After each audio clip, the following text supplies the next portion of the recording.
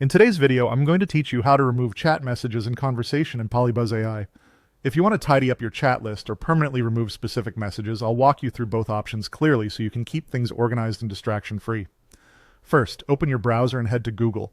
In the search box, type PolyBuzz and press Enter. In the results, open the official PolyBuzz website. Make sure you're selecting the real site so you land in the correct app. Once the site loads, look to the left side of the screen for the Chats panel. This is where all your conversations are listed and where we'll manage visibility for a full thread. To remove a conversation from your chat list, pick the chat you want to manage. Hover over or select it, then look for the three dots menu beside the chat's name.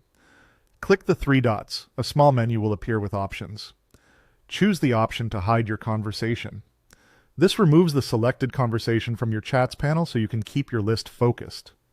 Hiding is helpful when you don't need a thread cluttering your sidebar anymore. Keep in mind, this action is about cleaning up your view. It doesn't delete individual messages within the chat.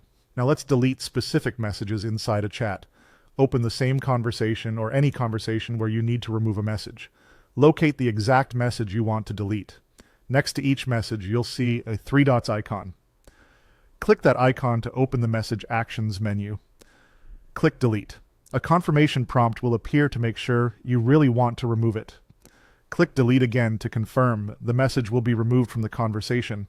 Only delete messages you're sure you no longer need, because deleting is usually permanent and may not be reversible depending on your workspace's settings. If you don't see the menus right away, move your cursor over the chat or the message to reveal the three dots, since many interfaces hide those controls until you hover. Also, double-check that you've selected the correct conversation before hiding it, especially if several chats have similar names. The confirmation step for message deletion is there to help prevent mistakes, so take a second to read it before you confirm. That's the process.